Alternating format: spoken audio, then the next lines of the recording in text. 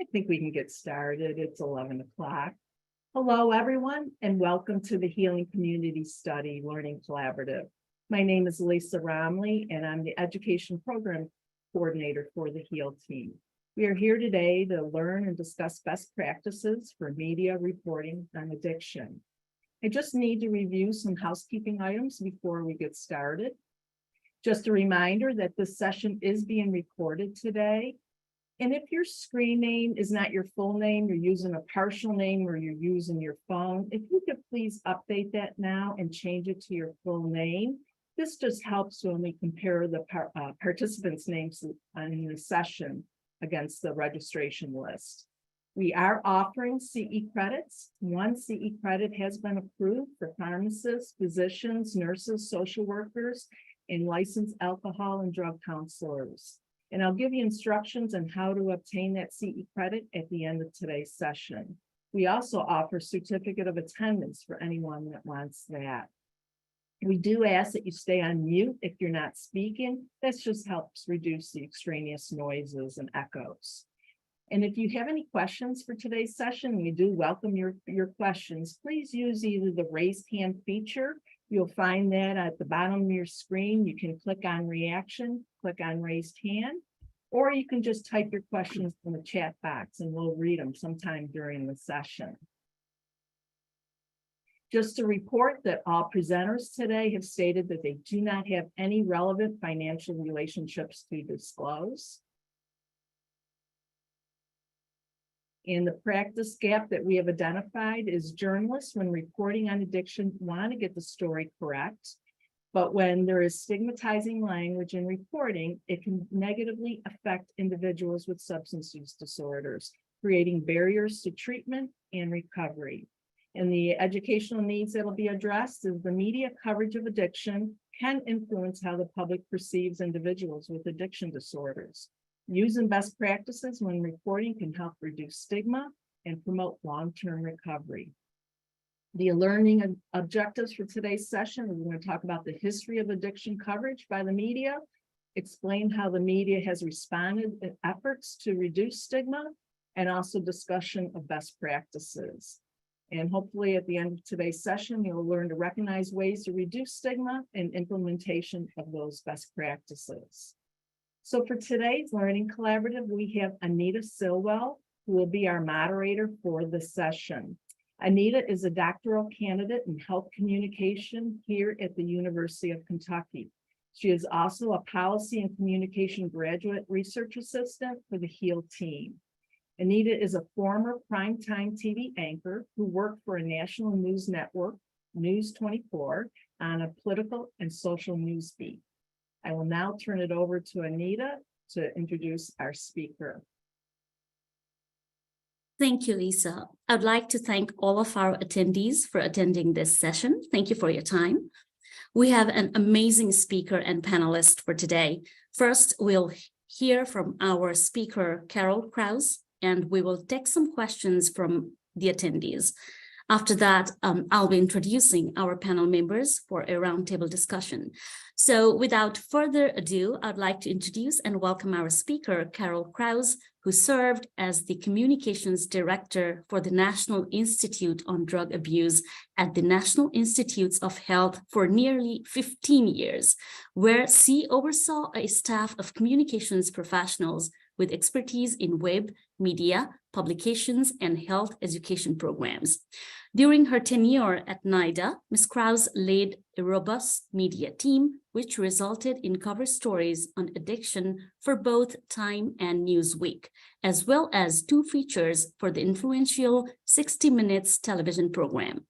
As Director of Communications, Ms. Krause launched several innovative initiatives to disseminate science-based information on addiction, including the NIDA Med web platform that offers evidence-based tools for clinicians to encourage screening and referral to treatment.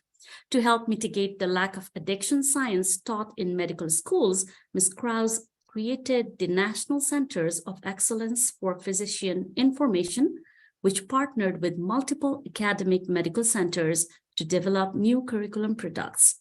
Carol, welcome, and I will turn it over to you now. Thank you so much. And thank you everyone for tuning in and for being here. That long bio you heard just shows that I'm getting old. So today I want to talk about addiction. I want us to look at the shifts in attitudes towards addiction that really has been driven by popular culture and the media. There's also government policy that helps drive those changes, although we have a long ways to go. Next slide, please. So have you ever stopped to think about the role of the news media? So just to prove to you that I was once in the news media, there I am in a night covering a 1980s election for WBBM in Chicago with my 80s hair. But the news media has really changed, as you see to the picture to the right, where so many people are now getting it on their phone. Have you ever stopped to think about what is actually the role of the media? And as it turns out, research shows it plays different roles for different people. Yes, we expect the media to do surveillance of what's around us, but we also expect the media to do interpretation and to provide some context. We also think the media is important in socialization, and this is how you cultivate the audience's values, beliefs, and norms around societal issues. Now, some research has been done when television news started to become popular. And one researcher said all TV news is good for is it's an attention merchant, which is drawing attention to ads. So that is something to think about. But by emphasizing particular dimensions of an issue, the news media can help shape what issues people view as societal problems. They can help the audience understand the causes and consequences of those problems, embrace potential solutions, and identify the actors responsible for addressing them. And I want to point out, if you get a copy of these slides, I have put hyperlinks to all of the research that I'm citing. Next slide. So what are the myths around addiction in popular culture? Well, addiction is a choice is one of my favorites. It's important to know that only the first decision to take a substance is a choice. Continued use slowly reduces free will. People with addiction lack morals and are terrible people. While difficult behaviors are a hallmark of addiction, they reflect brain changes and they can change back with continued abstinence. And we have brain scans to prove that.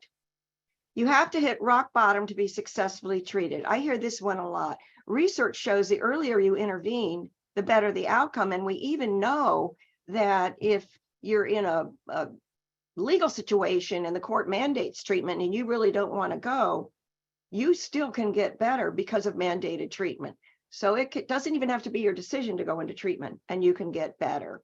Now in 2022, my boss, Dr. Nora Volkov, who is the director of the National Institute on Drug Abuse, George Koob, who directs the Alcohol Institute, and Tom McClellan, a leading addiction researcher, did an essay in JAMA, and they called it Pre-Addiction.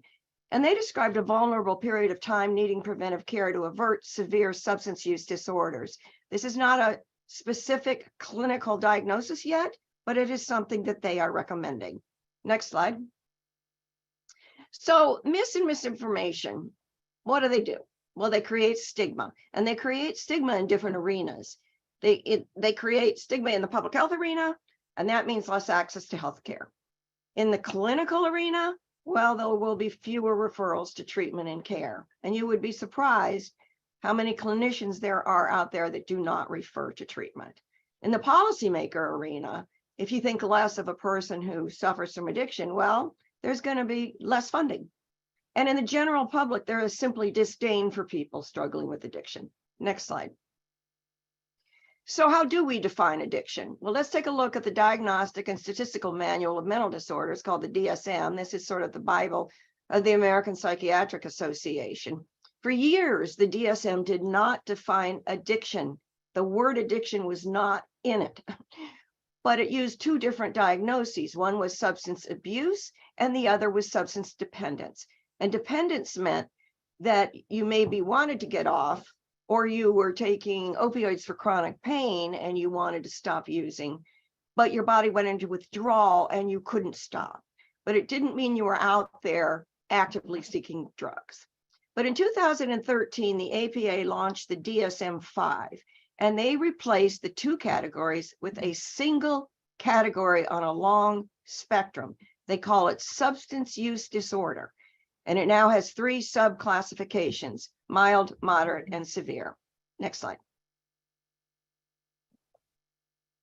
So let's look at this spectrum. At NIDA, my institute, we call addiction the most severe form of a full spectrum of substance use disorders. And you see the spectrum there. And what some leading researchers are suggesting is that pre-addiction is in the mild to moderate part of the spectrum, and addiction is limited to the severe part of the spectrum. So if you know somebody who's in college and goes binge drinking on the weekends, but doesn't drink during the week, they have a substance use disorder, or they may have a substance use disorder, but they aren't in the addiction part of the spectrum yet. But intervention early could probably save them from that fate. Next slide. So what is the NIDA definition of an addiction? NIDA, of course, an institute filled with scientists, calls it a chronic relapsing disorder characterized by compulsive drug seeking, continued use despite harmful consequences, and long-lasting changes in the brain.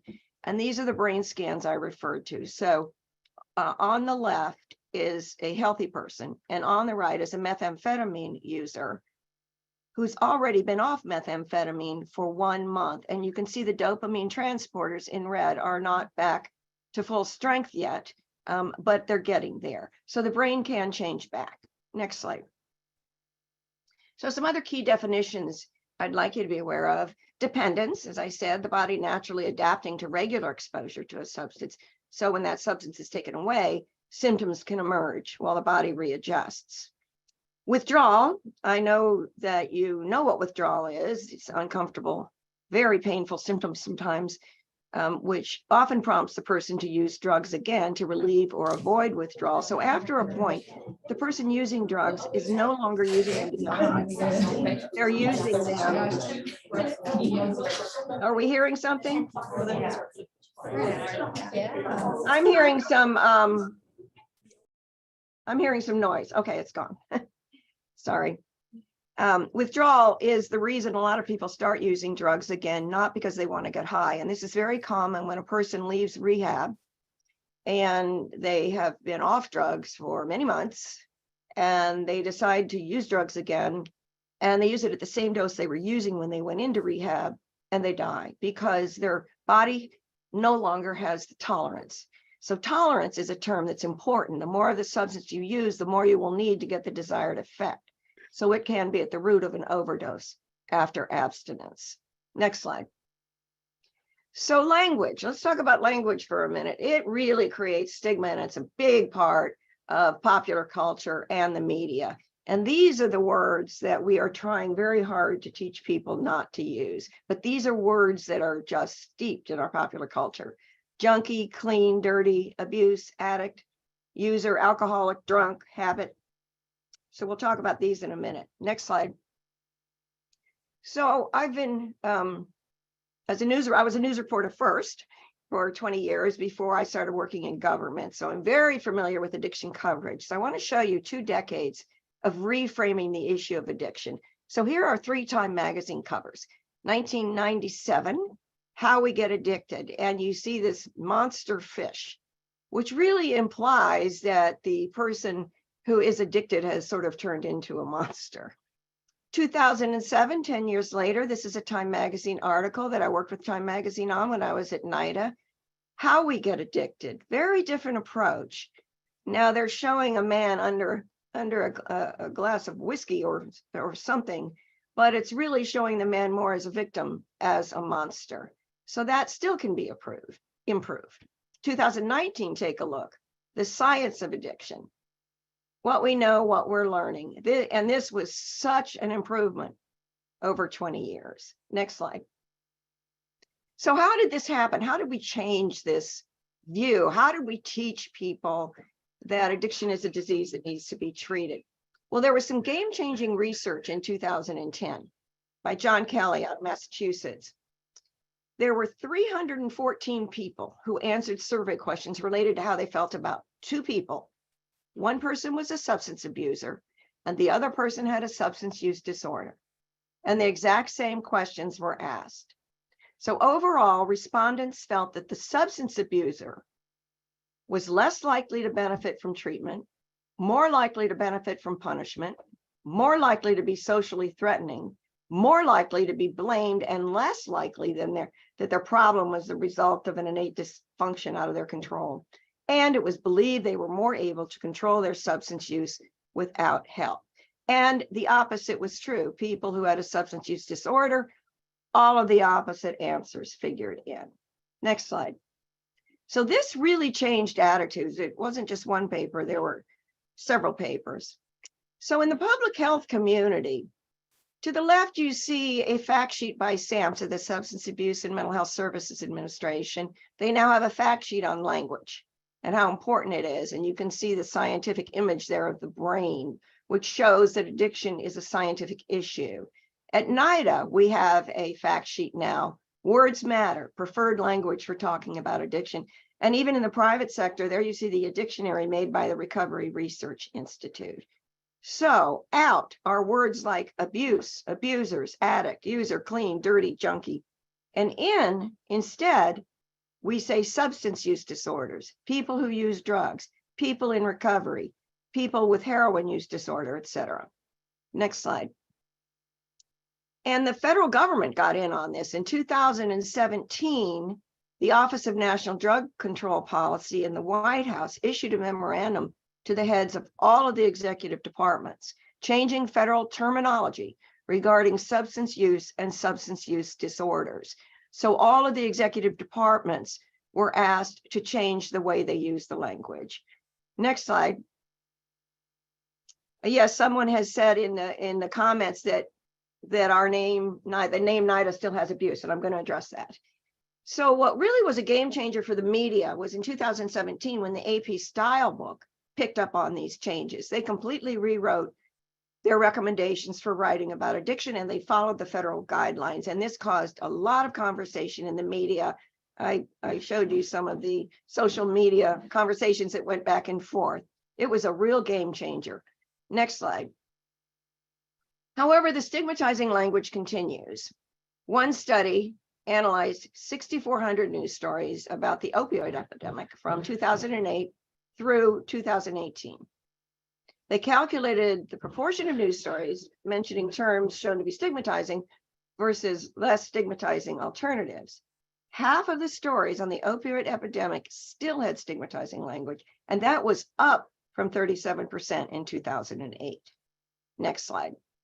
So we still have a lot of work to do. And by the way, stigmatizing news coverage goes way beyond language. The quantity and quality of the coverage is important too. So for quantity, the amount of coverage on substance use issues is very important. If you consider that 28 million people in this country suffer from substance abuse issues, and your media outlet is doing a story once every 6 months, you're probably not meeting the need. How about the quality of the coverage? Well, what do they focus on? Do they discuss health inequity and the factors that cause it? News stories tend to emphasize behavioral explanations for health disparities at the expense of broader socioeconomic explanations. And this is all based on research. However, there is good news because research does suggest that media narratives can be harnessed for good, messages that combine sympathetic depictions of people with substance use disorders with information about societal barriers. They can change views. Next slide. So how are the news outlets doing? I recently just went online. Fox News still calls it substance abuse in this one spot. US News and World Report still calls it drug abuse. And the New York Times, there you go. There's a list of articles on prescription drug abuse. So we still have a long way to go. Next slide. So if you're a journalist or you're pitching to a journalist, framing the message becomes extremely important. And especially if you're the one doing the pitching, because if the journalist is not aware of the field's desire to reframe the message, it's really up to you to present it in a way that they understand it and that they can have resources like the AP Style book that they can refer to. So in a lot of ways, if you're pitching a story, you become an educator. And there's been a lot of research on framing, how people develop or reorient a particular concept of an issue. And it's important to note that strong frames that are effective, shouldn't be confused with intellectually or morally superior arguments. And only some beliefs become accessible at any given moment to a person when you're trying to change the frame, the way they think about an issue.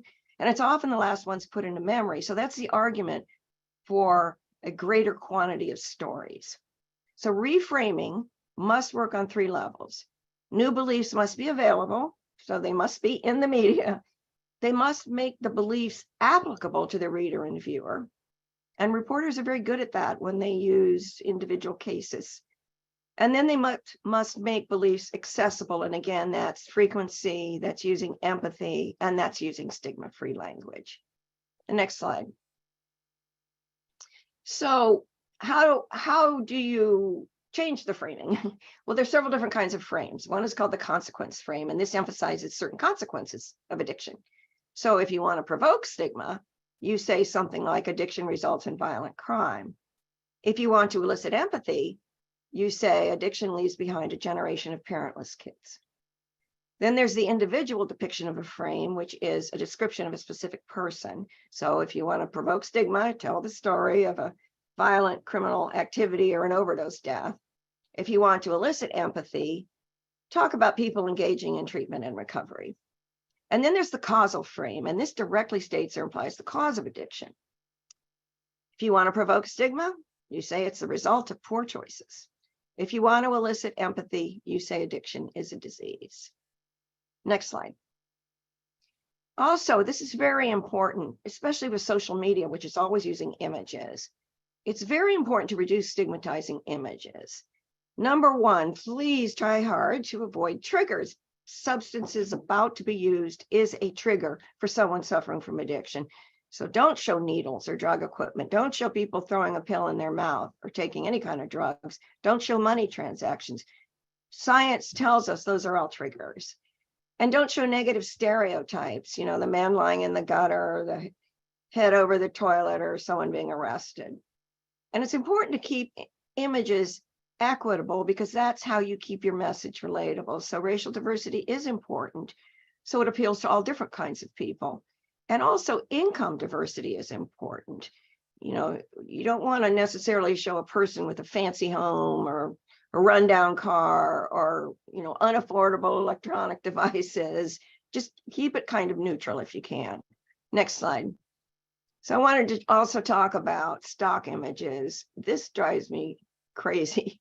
These gimmicky stock images that really trivialize the message, and you've seen them. And if you've ever been on Shutterstock or iStock, you know where they are. So just think about that before you choose an image. Next slide. So what images are safe? Well, anything that shows compassion, support. If you're going to show pills, show them in a prescription bottle in a medical context. There we see some brain scans. You see some vaping pens there. Show the vaping pens instead of showing somebody actually vaping. Remove it from the act of taking drugs as much as possible. If you're going to talk about marijuana and you have to use an image, show the leaf rather than showing someone using marijuana. And up there in the right-hand corner, we see the Narcan nasal spray, which is used to reverse opioid overdose. That's a great image to show. Next slide. So before I end, I just want to talk a little bit about the evolution of the federal approach to addiction, because we've played a part in how addiction is spoken about. Now we're trying to play an improved part and a productive part. But our involvement in addiction goes way back. Next slide. So at the turn of the century, not this last century, but the one before, all the prisons started filling up with people with drug-related crimes because drugs were starting to come into America, and there was no room in the prisons.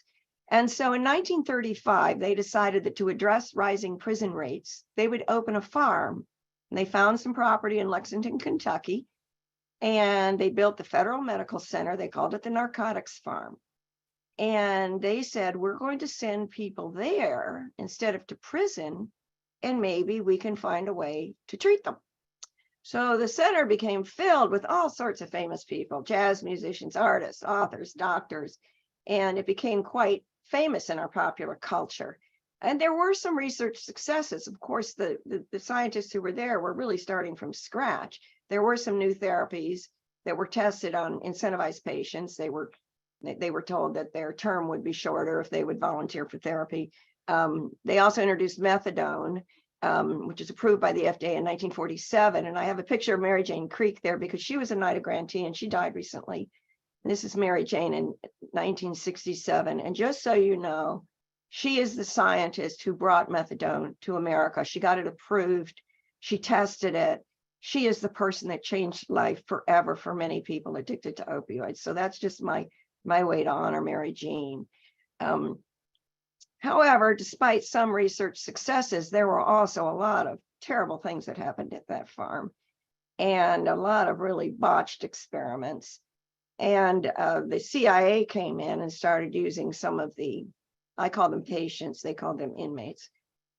They started using them for some of the LSD experiments, and Congress got wind of this and said, no, this has to stop. And they made plans to shut the farm down. They also looked at the high recidivism rate, the cost of maintaining the farm, and just the politics behind the idea of treating people with drug addiction differently, and then also using them for experiments. Next slide. So just a few more pictures. They actually call it the narcotic farm. It's still there. You can see the gate there. It actually was a farm. The patients worked on a farm. And because of all of the artistic people who were there, it was a great place to be if you loved music and art. I know I laugh, but it was one of the things, one of the outlets that they had when they were away from their loved ones and in this sort of miserable situation where people were trying to, well-intentioned people were trying to heal them, but some terrible experiments were going on. The next slide. The farm itself really had an impact on popular culture and how we talk about addiction. So it really was historically very stigmatizing. And so even people that don't know about the farm are still using terms that were coined around the farm. Now here we see the Frank Sinatra movie, The Man with the Golden Arm. And that's Kim Novak, by the way. And this is a movie he won he got his first Oscar nomination for. And the golden arm refers to an arm that was filled with so much heroin that it turned to gold. That was obviously a metaphor, but that's what the reference to a golden arm means.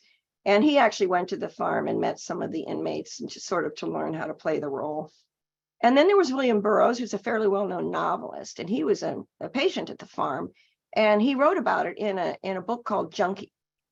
And this is one of the reasons that the term junkie kind of became popularized. Next slide. So how did we go from a narcotics farm to actually having institutes that cared about the health of people who suffer from addiction? So in 1946, the National Institute of Mental Health was established. So there already was a sort of a model for an institute devoted to health. And they started to look at some issues surrounding addiction, but not much. In 1976, the last patient left the farm. To prepare for that, in 1973, Congress started the Alcohol, Drug Abuse, and Mental Health Administration, ADAMHA. When I was at NIDA, there were still some old timers there that had worked for ADAMHA. So that was the first, the first way that they moved their treatment from the farm and their research from the farm into an institute in Washington. In 1992, there was an ADAMHA Reorganization Act. So NIH was already well underway. So NIDA was pulled into NIMH with, NIDA was pulled into NIH with NIMH and NIAAA, the Alcohol Institute. SAMHSA was pulled into HHS to be the policy and block grant funding organization. Next slide. So, as someone pointed out, abuse is still in our federal names: National Institute on Drug Abuse, National Institute on Alcohol Abuse and Alcoholism, and the Substance Abuse and Mental Health Services Administration. Next slide. So, why? Because Congress has to approve a change. Congress started us. We're statutory agencies, and so to change our name, Congress has to pass a law changing our name. So in 2008, I was at NIDA then, we requested a name change. We wanted to be called the National Institute on Diseases of Addiction. So that would keep it as NIDA, but we thought, well, maybe we could look at other diseases of addiction, like gambling and shopping and other kinds of diseases, and maybe it could broaden our mission. Congress wanted nothing to do with it, and it went nowhere. So it stayed as National Institute on Drug Abuse until FY 2023, just a few months ago. We then made a request to call it National Institute on Drugs of Addiction. And it made it through several bills. We really thought it was going to happen. The Alcohol Institute asked for a change, and SAMHSA asked for a change. And it was in all of the new editions of the bill until the very end, someone pulled it out. We don't know who, we don't know why, but if you know Washington, compromises and deals are made all the time, and somebody probably traded that idea for something else. I don't know, because I don't know what happened. However, we were able to change our URL from drugabuse.gov to NIDA.nih.gov, which happened last year because Congress doesn't have to approve the name of our URL. Next slide. So I'm going to end here with a poster done by one of the artists at the Narco Farm announcing a band concert by some of the greatest jazz musicians ever known. And they were all at the farm. And if you're a jazz fiend, I am going to name them. Sonny Rollins is still alive at age 92. William Burroughs wasn't a jazz musician, he was an author, but he played the ham bone, which is an instrument where you sort of hit your own chest. He died at 83, he was not particularly well. Chet Baker, he was on the flugelhorn.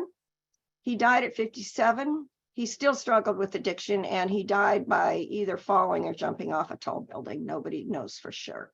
Wayne Kramer on jams is still alive at age 74. Elvin Jones on percussion lived till he was 77, and Red Rodney on trumpet died of lung cancer. So I just wanted to show those pictures. They were real people who had real careers and were famous in their fields, and maybe some of them did get some help at the farm. Several of them, including Wayne Kramer, have written about it. William Burroughs, of course, wrote the book Junkie, which anybody can get on Amazon and read about his experiences on the farm. So that's it. Do you have any questions for me? Thank you, Carol, for amazing presentation from covering the history and the languages used. And I really appreciate you highlighting the stigma that exists at multiple levels among healthcare providers, individuals suffering from addiction or their families, and also at the policy level. For our attendees, if you have any questions, please use the raise hand feature or type your questions in the chat box. We have a question from Kathy to you, Carol. Is there a language guide or a poster for persons in recovery? Our patients use this language to describe themselves and their actions. It doesn't matter how much training or staff, the community, and the media occurs if we cannot change the patient's lenses and language. You are absolutely right. That is a big problem. It's especially a problem when a reporter is interviewing someone in recovery and they're using words like clean and or junkie, or just their popular language that they use among themselves. And I always tell reporters that if you're going to quote them, that's fine. But there's nothing wrong with saying to the person that research shows that particular language, while popular amongst a lot of people, for our audience, we find the research shows it stigmatizes addiction. Do you want to express it any other way? And if they don't, they don't. So it's okay to have that conversation. These are humans. Have the conversation. All the research that exists on this is in my slideshow. There are plenty of guides and fact sheets that are also in my slideshow that show that I've hyperlinked to. The NIDA fact sheet actually targets clinicians, but it can be for anybody. And it basically talks about why the word abuse isn't necessarily good, and that we want to treat you like human beings with the disease. And it's very hard to get the rest of the world to look at it that way. If that popular sort of colloquial language is still being used. There's nothing wrong with talking. I used to be a news reporter for 20 years, and they love to talk. People love to talk. People with problems love to talk. So if you get somebody that's eager to talk about their situation, it's okay to say to them, do you want to rephrase that or not? Give them the choice. But yeah, that is a big problem. And I would think that in a rehab center, having a long conversation about it would be a great idea, and showing them some of the research. Thank you. I'd like to request Katrina to unmute herself and ask a question. I can see the hand raised. Please unmute yourself.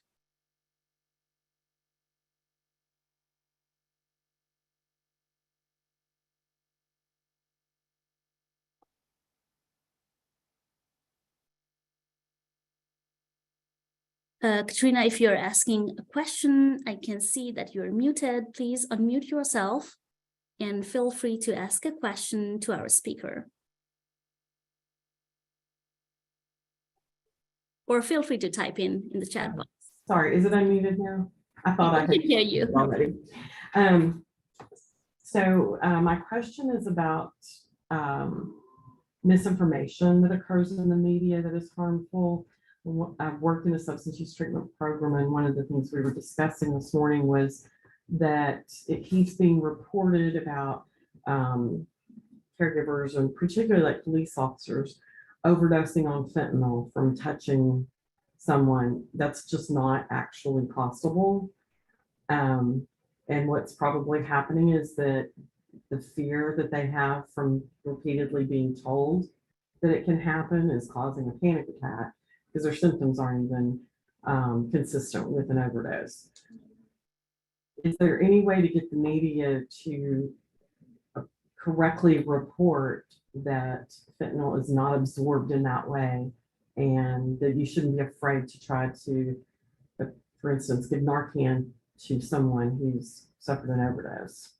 Right, yeah, and we heard this a lot at NIDA. I used to answer a lot of the questions from the public, and there were actually a lot of reporters that wrote us that were really outraged by this. So some reporters are aware of this. Interestingly, the DEA has a fact sheet for its first responders on how to handle the situation when there's fentanyl everywhere. And unfortunately, if they have a cut on their hand, or if it's all over their hand and they put it to their nose, there can be adverse effects. It's probably not going to kill them. So the DEA does recommend gloves for the first responders. Okay. And I would just say, as a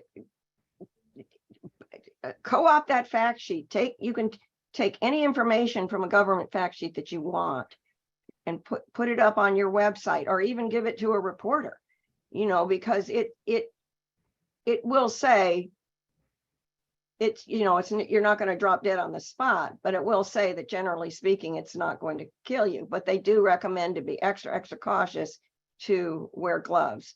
I honestly don't know how to handle that. I mean, I would hope that all of the information that comes with Narcan would address that, and it doesn't. And I've actually spoken to the people at Emergent Biosolutions about that they really need to add something about don't be afraid to touch them. But then again, they can use Narcan without having to touch the person. So, so I honestly don't know how to address it. I've seen fewer of those stories lately, far fewer. About 5 years ago, there was a big uproar about them, and I think more people became educated about it. It's really small local, TV stations, or like the local sheriff's office was warning its guys not to touch anything. But in the sort of national and regional news, I don't think it's as much of a problem. But there is a fact, the DEA does have a fact sheet for first responders on fentanyl, and you can find that online. All right, thanks.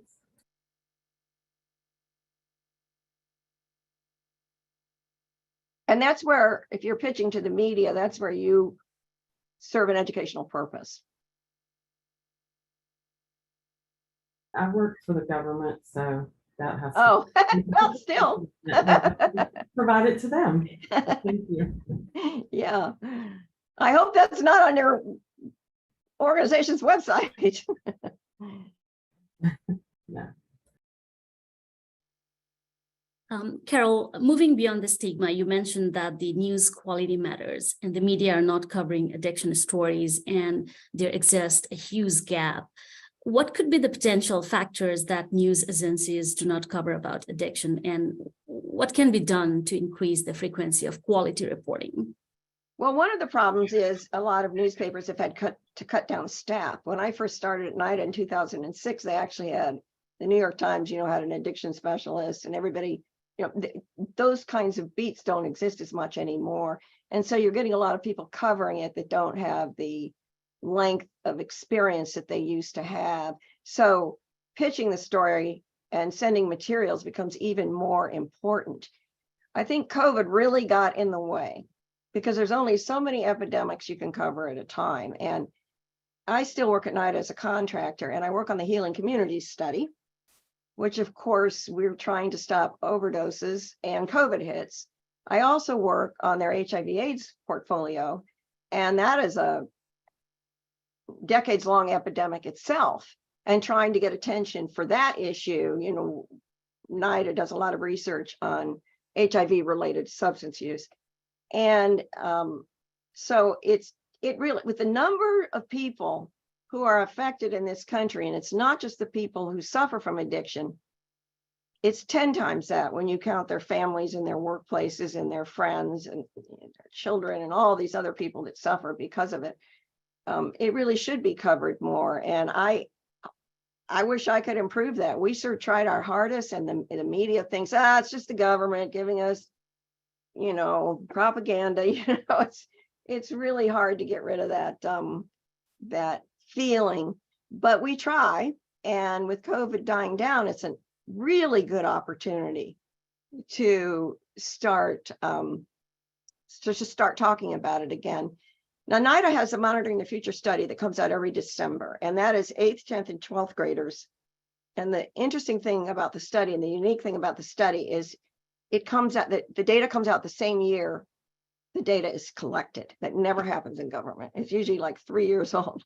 So the data is taken in the winter, February, March, and the data is released in December. So it's almost real-time attitudes and prevalence of drug use among teens.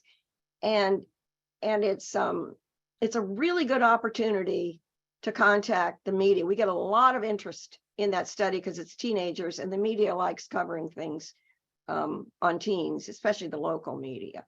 So you can look for opportunities that, if NIDA doesn't do the best job in the world hitting the media about it, although we try, then SAMHSA also does what they call the household survey, which is adults. And when that comes out, that's a good opportunity. So, you have to look for good hooks, I guess, and you have to be persistent. And don't give up if one email gets no response. I was a news reporter for 20 years, and we didn't have email back then. That's how old I am. But man, I kept calling and calling and calling, and they finally just talked to me just to get rid of me. So you have to be persistent. Thank you so much, Carol. Thank you for the amazing questions from our attendees and your responses to that. Now, I'd like to move forward with our roundtable discussion. Please allow me to introduce and welcome our panel members. First, we have Terry DeMio, a news reporter who lives in Kentucky and works for the Cincinnati Enquirer. Her primary beat is covering the opioid epidemic since 2012 and full-time since 2016. DeMio has written about the epidemic and overdose deaths that have plagued the Cincinnati and Northern Kentucky region, as well as the nation. Terry strives to share the stories of people, moms, dads, children, grandparents, brothers, sisters, who have been personally besieged by the opioid epidemic. DeMio was a lead reporter and co-writer of the 2018 Pulitzer Prize-winning piece in the Enquirer, 7 Days of Heroin. This is what an epidemic looks like. Welcome to the session, Terry. Thank you. It's so nice to be here. Next, we have Dr. Alene Kennedy-Hendricks, who is an assistant professor in the Department of Health Policy and Management at the Johns Hopkins Bloomberg School of Public Health and the deputy director of the Johns Hopkins Center for Mental Health and Addiction Policy. She conducts health policy and health services research focused on the health and well-being of people with substance use and mental health conditions. She is currently conducting research in policy communication research involving measurement of public attitudes, analysis of content of news media coverage, and evaluating the persuasive effects of messages framing health policy issues. Welcome to the session, Alene. Thanks for including me. Our next panel member is Brittany Hurley, a peer support specialist at Rami Staplery Group. She is entering her 6th year in recovery. Brittany is passionate about the work she does and wants to instill hope in those who need it most. Welcome, Brittany, to the session. Thank you for having me. I'd like to start off with Terry. Terry, as the lead reporter for 7 Days of Heroin, tell us about this project and why was it so important for you to share this story, to tell this story to the world? Well, I'd been covering the heroin wave of the opioid epidemic for a few years, excuse me, which, by the way, started in, long ago, but in my area of Northern Kentucky, when I started covering this, when I decided to do this, we didn't have county assistance, we didn't have state assistance, we didn't have public health assistance going on. So, we had like people considered to be kind of rogue, going out and picking up discarded syringes and handing them out. People that were like sneaking Narcan, naloxone to people because it wasn't, generally permitted.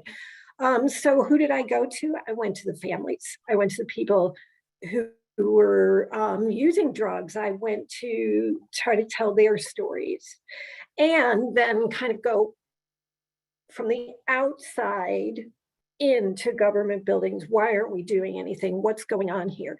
But by the time, by about 2016, I started making out lists of language problems and passing them around in my newsroom. Things like we could never use the word junkie. I don't care if somebody says clean, we don't have to quote that. We can say that they've been, without drugs or drug free or whatever it is. So anyway, by 2017, I was concerned that we were experiencing some compassion fatigue. And I remember walking to work one day and thinking to myself, oh my gosh, I had covered like layer by layer of an onion, kind of like this goes on here, this goes on here, this is happening now here, to try to get a picture of this epidemic to people. And I was worried. And I remember thinking, wouldn't it be good if we could like show everybody at once what this really is? I think we would draw in more attention, more empathy, more education, more awareness. So right around that time, I had an editor who was like, we need to go big with the heroin epidemic this year. What are we going to do? And he made some recommendations. And I said, no, we need to do this. Let's go 24/7 for a week. And I said, let's cover what I at that time called a week of heroin. And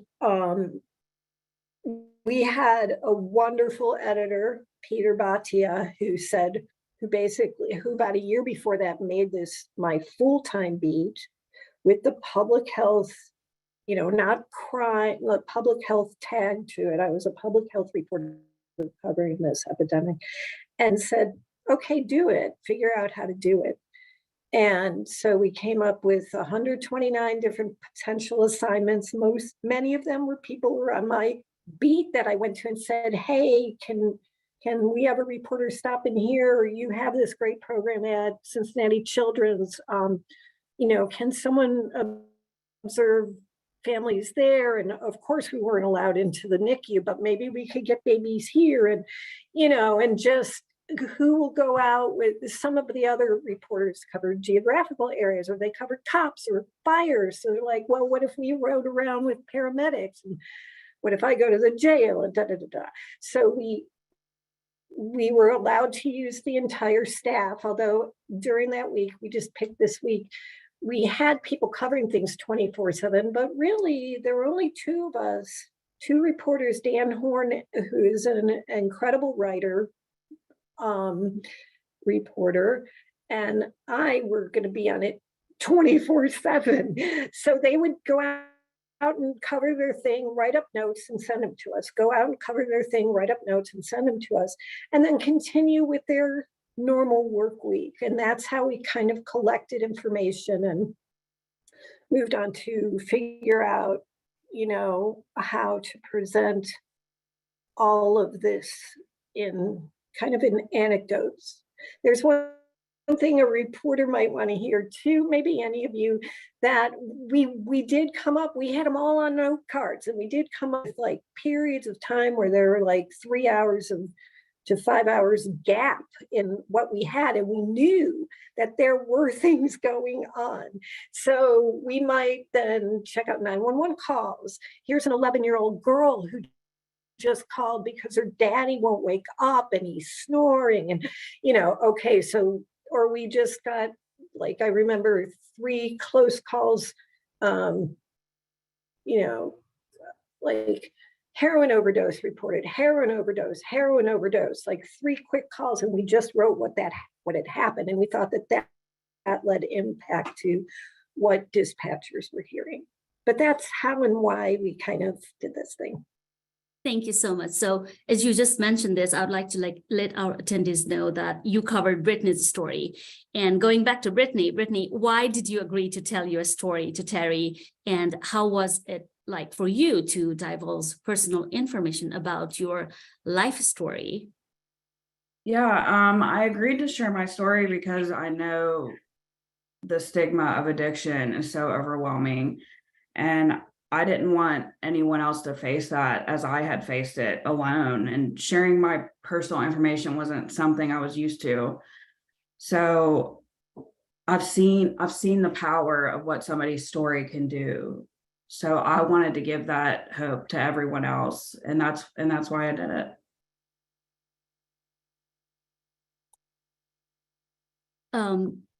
So you mentioned that you went through something that you don't want everyone to go through. So I was wondering, like, what did you experience in your community? Can you elaborate on that? Yeah, I mean, and I experienced stigma across all forms of relationships, my family, health professionals, even when I was trying to get a job, and even my children, once they were, going to the doctor and stuff.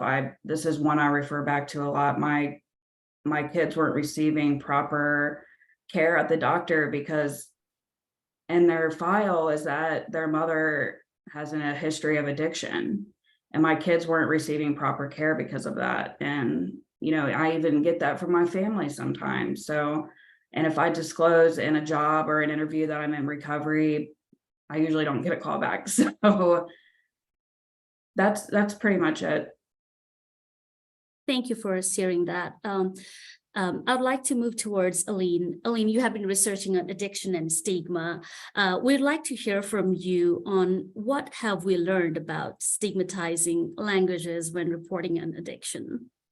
Thank you. Well, I kind of want to maybe expand a little beyond language and follow on sort of Brittany's motivation for sharing her story and providing hope. And so we have done a number of randomized experiments in which we randomize people to different groups and expose them to messages about opioid use disorder, and overdose. And then we ask them a bunch of questions, and we compare people across groups, and we see sort of which messaging strategies were associated with lower levels of stigma. And so kind of one key finding is the importance of messaging that provides solutions and hope and pushes back against the sense that, like, this is an intractable problem, that there's nothing we can do. We have highly effective medications approved by the FDA to treat opioid use disorder. We have naloxone. We have a number of harm reduction approaches that help people using substances to keep themselves safe and prevent overdose risk.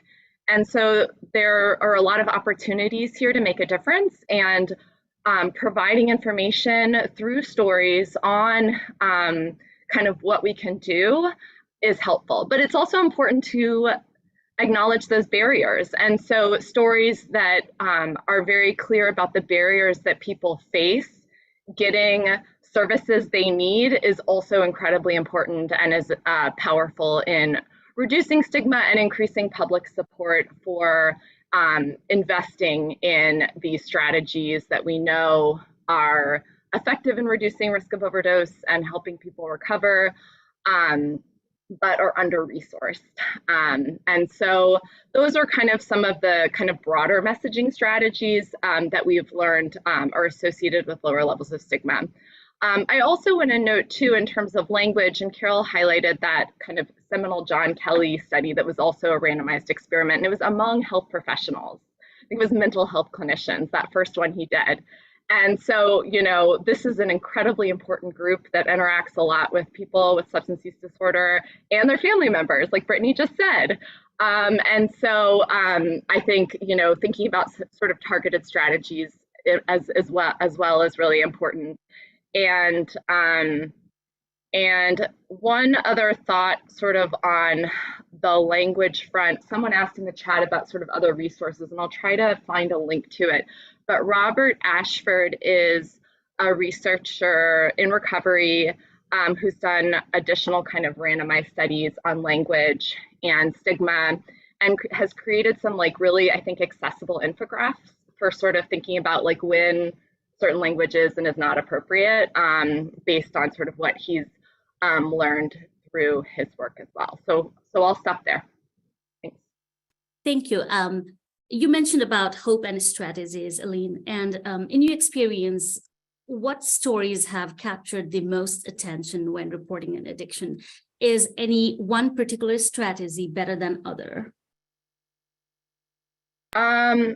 So I don't know that we have data on kind of what stories capture the most attention, or at least I don't have that information. Unfortunately, I think it's likely that kind of more sensationalized stories may, you know, capture quite a bit of attention, but not the attention that we want. And so I think maybe what's more important to think about is what sort of stories can help to reduce stigma and increase support among news consumers, among the public, for strategies that we know are effective in reducing overdose and helping people recover. And so I mentioned sort of emphasizing solutions is really important, but also noting that there are barriers that people face in accessing services that we know are effective. So we did a content analysis of news media coverage of medications to treat opioid use disorder like methadone and buprenorphine, and found that only a third of news stories about this topic noted that people face challenges actually getting these medications, that they're underused, that there's sort of really significant barriers here. And from my perspective, that's like one of the big challenges we face in sort of addressing the overdose crisis. And so that's really important to kind of capture. And then, you know, these human stories are really important, like Brittany's in addressing stigma and emphasizing the kind of external factors that contribute to addiction. So moving us away from individual blame, incorporating elements into those stories that explain sort of structural and system level factors that contributed to the situation and that made it difficult for people to get kind of the support they needed to recover and sort of make other positive changes. That's really important as well and to include in stories. Thank you. I'd like to ask a follow-up with Terry. Terry, based on your experience as a reporter, what is the best process to manage stereotypical content so that the individuals don't feel stigmatized? Fact-based, science-based. When I first started doing this kind of work, I wanted to know, you know, what aren't we doing? And there are very few providers that, you know, provided medication. So I went to experts like the people at Johns Hopkins. I went to Casa Columbia, I wanted to know from researchers what works best. And I wasn't surprised that methadone and buprenorphine were, for a lot of people, things that not just kept them alive, but made them function normally. And part of that reason is because my own sister had years before an addiction, and before buprenorphine was a real thing. And I got my big sister Sally back when she was in a methadone program. But you can look at SAMHSA's site as a reporter and find out how many providers even will treat with Suboxone or buprenorphine, buprenorphine being the generic. You can just write these, you can find studies, you can show real people. Like I wrote about a business guy who'd been he was being treated with, I gotta watch my language here, he was being treated with Suboxone for 8 years, and he's doing great, and he's on a very low dose. And I use the word medication. Like I say what it is, but I use the word medication in the stories. You're a truth teller, and you need to show people who are, engaging in helpful treatment. I noticed there was something toward the beginning of this where someone used the word abstinence, and you need to say, not you in this situation, but as a reporter, we need to say what we mean, because to a lot of people, they think abstinence means not even using medication. And that is something that's kind of a miscommunication, or at least say, actual abstinence rarely works for people for this type of substance use disorder, and say why. I don't know if I answered exactly. Yeah, I think that makes sense. So having that said, can we, and this question is open to all of the panel members, can we kind of highlight specific strategies to get the word out about addiction in media? Carol did mention about the gap that exists, but what could be the specific strategies to get that word out, as well as resources and evidence-based strategies and the facts? Well, one thing, or I guess I would encourage people to think about is, local newspapers, local news media has, been decimated in this country, and rarely do news outlets have the capacity to devote journalists, like in Terry's case, she's very rare, to a particular beat where they can learn and develop expertise on this topic and report on it like with care and nuance and consistent with sort of the evidence. And so you run into situations where maybe they talk to a clinician who's like, oh, medications for opioid use disorder, no thank you, that's not real treatment. And then that appears in the news article or in the piece and it's from a clinician, so it seems totally legitimate.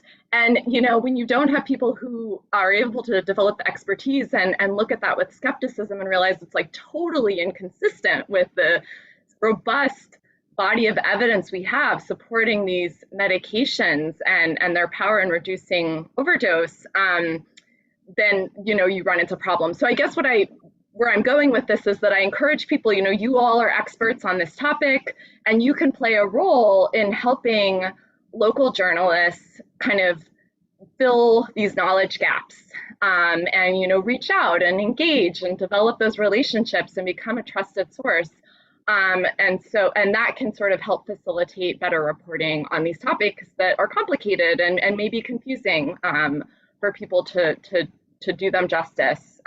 So I guess I would just say engage as one key strategy, and think of yourselves as having a role to play. Can I add something? I thought engage and become a trusted source is really important. So if you're a source to a reporter, keep contacting them. If anything new comes up, keep contacting them so they know who to go to right away. And yes, I feel like I'm in the presence of like royalty here, like media royalty with Terry and addiction royalty with Brittany and with Alene, science royalty, because you are all, you are all in the forefront and you all are taking a really strong role in education. One of the issues around medication is in the recovery community itself, which started way back when before medication was available, it's not always accepted. In fact, it often isn't accepted. And if the two, it's very complex because there's 3 approved medications. I'm not talking about naloxone, that's for opioid overdose, but there's 3 approved medications, but 2 act on opioid receptors. And there are people in the recovery community that feel that's cheating, even though the doses you get aren't enough to make you high, and they get you back to being functional. And in science, we don't know how long you need to be on it. We haven't figured that out yet. And so some people are on it a very long time, and some people in the recovery community even think it's cheating. So you really have to understand and see a fact sheet that explains these medications. And because it's not like there's hundreds of medications out there, they're also called different things. So buprenorphine is the generic term, but Suboxone is buprenorphine plus naloxone, which is the opioid overdose medication. So you sort of have to know what terms you're talking about. And I wanted to kind of ask Brittany, because I am sure you got pushback for using medication. Maybe you didn't, but I'm wondering how that was in the recovery community and how you handled that. Yes, you are correct in assuming that. Yes, I get pushback all the time, and there's certain recovery self-help meetings out there that won't even allow you into their meetings, and if you do come, you're not allowed to speak. And that to me is just crazy. We're all just trying to get better and live a healthy lifestyle away from substances. So to me, I mean, I found my own, and I do smart recovery, and they are all inclusive, and it has been a lifesaver for me. So and anytime I've heard anyone say anything to me, which I do, I hear it a lot, even almost 6 years in, I still hear it.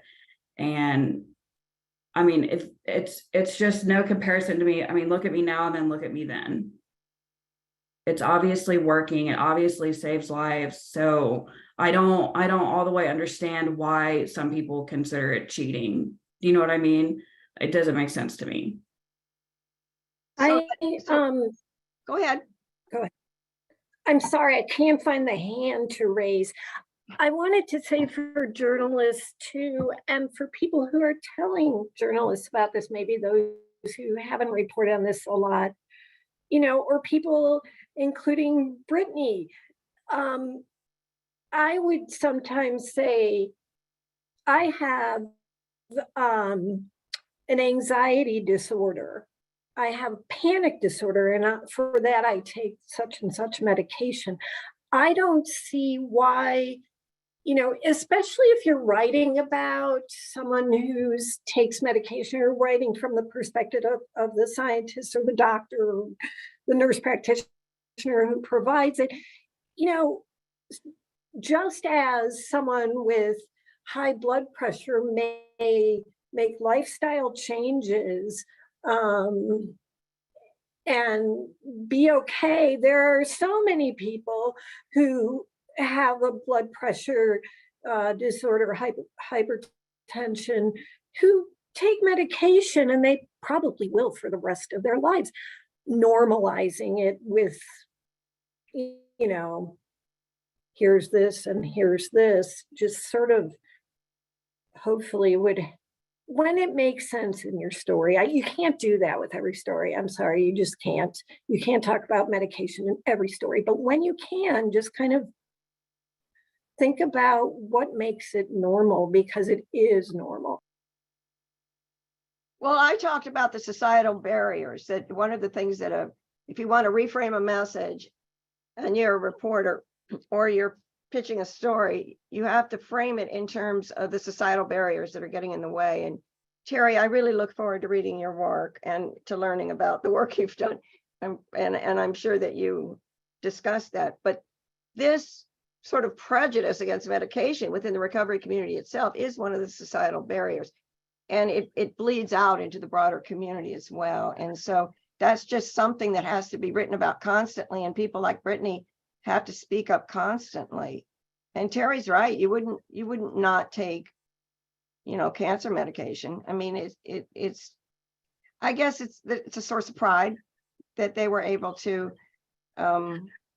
manage their own addiction without using a medication. There's a source of pride there, and more power to them. But this clearly is working for Brittany.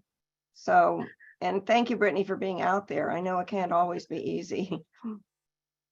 I am honored to be here and to share my story. It's not something I ever planned on doing, but once I got into recovery and I seen how bad it was, I realized that maybe somebody could benefit from what I have to say. I don't know, maybe. So I'm really happy to be here, and I'm happy to share that. And I hope that anybody out there who has a loved one who is questioning it, if medication is recovery, there's all kinds of things on Smart Recovery, and I would encourage you to share that with them if they're looking for something.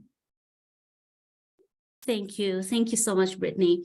So just talking about the change in attitudes, how has the media coverage of opioid epidemic, including, as we are talking about, the use of language as well as the MOUD, how has this whole influenced Americans' attitudes of addiction? And this question is to all of the panel members. Please feel free to chime in.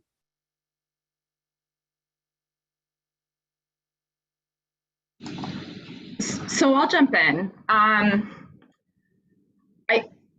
With like a maybe not very helpful, complicated answer. So the best data we have on changes over time in the United States among the public on issues related to mental health and substance use comes from what's called the General Social Survey and the Stigma module that they've included periodically. And this data suggests that we've seen some reductions in stigma toward people with depression and anxiety over the last 3 decades, but we've seen increases in stigma on some measures toward people with more severe psychiatric diagnoses like schizophrenia, and toward people with alcohol use disorder. So they have not asked about opioid use disorder for sort of the decades during which they've included this module. So we don't have sort of that same information on changes over time that allows us to sort of get a sense of how attitudes might be changing towards substance use disorder more broadly. But we do know kind of, the importance of stigma. Higher levels of stigma toward people with substance use disorder translates to greater support for punitive policies, lower support for more public health oriented approaches. We do also know that there's sort of like some generational changes or differences, which I think is like hopeful. So we've seen among our work on primary care physicians that there's big differences between those in training, like residents, and the attending sort of more experienced primary care physicians in terms of levels of stigma, interest in treating patients with opioid use disorder and using medication to treat patients with opioid use disorder. And so, I think there are some generational changes happening here. And then that General Social Survey that I mentioned, the changes in stigma towards sort of mental illness more broadly and alcohol use disorder, we're also seeing sort of some generational differences.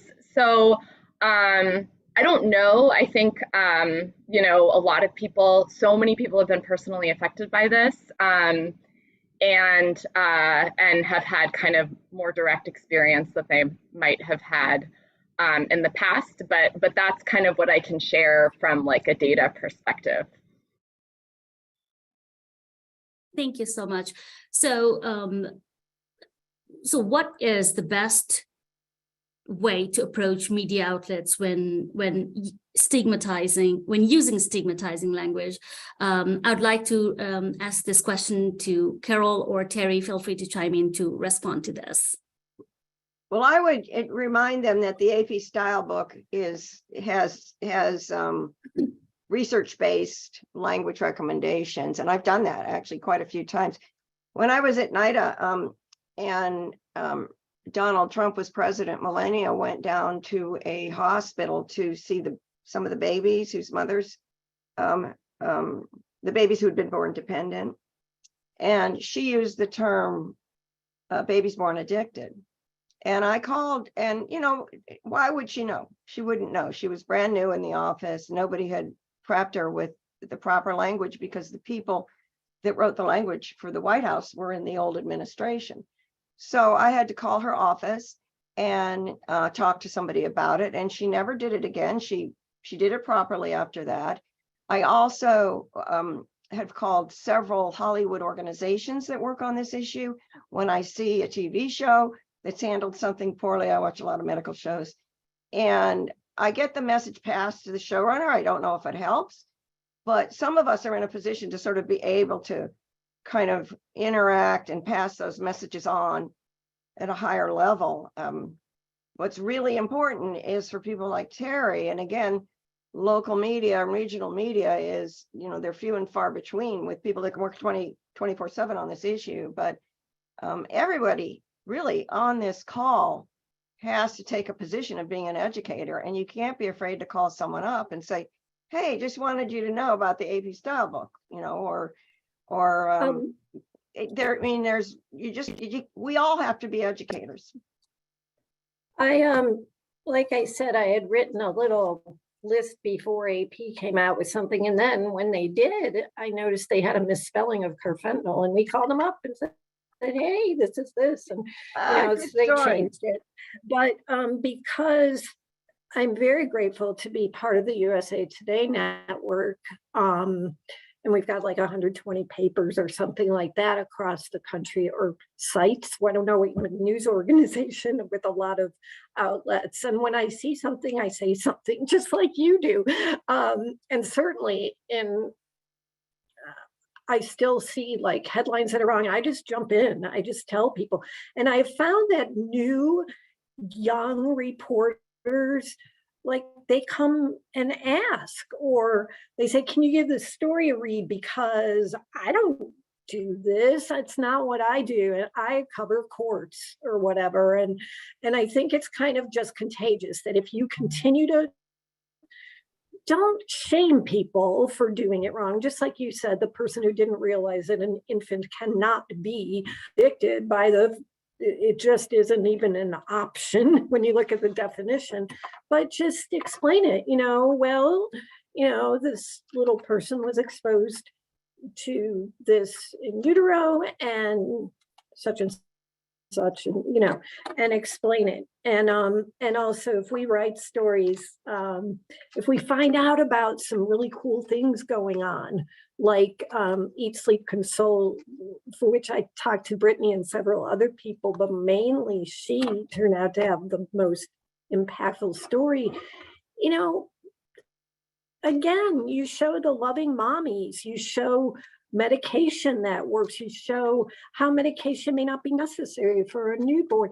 It's just like, find something that a mom can relate to, someone who loves babies and children can relate to, someone who, I'm sorry to say, has disdain for someone with addiction can all of a sudden see and relate to. And you have emotional content that also shows something new, the science, and so it's factual, it's emotional, and you're kind of trying to provide that package when you write any of your stories. Thank you. I totally agree that we all have that opportunity to educate our colleagues or friends, families, about the stigmatizing language, as Carol mentioned. I'd like to ask Alene that, and I would like to tie in this question with a question posed by Zil on chat. Professional organizations such as AMA, the American Psychological Association, the CDC, and such have created toolkits and language guidelines explaining and listing persons first, equity, and inclusive languages. So does the media have anything similar, or perhaps language cue cards that give guidance on appropriate language to use when reporting on criminal legal issues? recovery, mental health, suicide, or homelessness? We talk about it in our newsroom, and I think others do. We know to look for AP style. USA Today is particularly cognizant and determined for us to write inclusively and accurately. And I think that, for the most part, we do have some kind of guidance, but it's important for, I think Khaki would agree, for professors of journalists to kind of note that and try to, spur that intrinsic value. I want to get it right. I do. You may think reporters just want to get it out there, whatever. I know that reporters are very passionate about being accurate. And so if we look at it from a perspective, that's what I've tried to do from the beginning. Well, what's accurate here about methadone? What's accurate about babies born to people who have experienced disorder? What's right, like that way?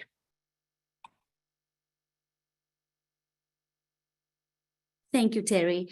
Having that said, I just realized Ryan Morris is raising hand, and I would like to just give an opportunity if there's a question for our panel members. Sorry for not noting that earlier. That's fine. Can you hear me? Yes, we can. Okay, great. I'm curious to know, I'm a former photojournalist and transitioned into healthcare in the advocacy role. And I'd like to hear from any of you about how organizations can negotiate with a journalist in terms of once they're trying to help them with sources, but help them shape the story, but at the same time make sure that the individuals they're bringing forward to be part of the story aren't put out in poor light. So a lot of people are very intimidated by a journalist. And Terry, as you're talking, journalists are very much, they're just like any other person in the community. And they do want to get it right. But there is such speed that's required for journalists now. And many journalists are young and don't even go through journalism school. What journalism is anymore and to what it was 20 years ago is very different. We all have a platform. So, but from a professional setting, can you talk about how a person who might want to share their story can talk to a journalist about what is, on the record, off the record, and how they can get the story out there and feel comfortable about it, because it will live on for a long time. So, thank you. My first thought that, and I'm looking for a reaction from Khaki too, is don't tell me how to shape my story, but that urge to be, I just want to be accessible. I wanted Brittany to feel comfortable with me and ask me questions and feel, so ask if your person can interview the reporter for a few seconds, or say, hey, I noticed that, there are a lot of these places, a lot of news stories have the picture of a syringe and, whatever, something that, and tell them that can be harmful for stigma. It's obviously the journalist, the organization's decision, but tell them that and say, this person I'm going to introduce you to, if this works out for you, she works at such and such a place, or every couple of weeks she goes to the park with her children, blah, blah, blah. Do you want to shoot some pictures there? Just like we went to Brittany's home with her adorable children playing, and Brittany let us talk to her and just kind of roam around and take pictures, not like roam around through her rooms or anything, but where the kids were playing and just, I think we want to get what's happening now and what's real in life. With that said, in 7 Days of Heroin, I talked to people who were living on the street, who didn't look pretty all the time. A beautiful woman who was emaciated, but you know what? There were things about her that were so charismatic and compelling that you can write about who I'm talking about. You're not writing about a hooker on such and such street who's shooting up behind a trash can. You're writing about this young, beautiful woman who's afflicted by this right now, and and who whatever she was, her mother called us and said, "Oh my God, you found my daughter," and her mother wasn't upset by our portrayal. So I think you stress, what are things that normalize people? What are things about people that everybody can relate to? And any journalist, anybody promoting a story should say, you want to show an accurate picture.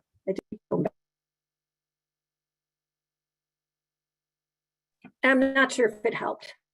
Thank you. Thank you, Terry. I know this has been a very wonderful session. However, keeping time in mind, we have to wrap up the session as I would like to turn it over to Lise for a closing. And thank you all for your time and for sharing us the insights on media and addiction. I would like to thank all of our attendees.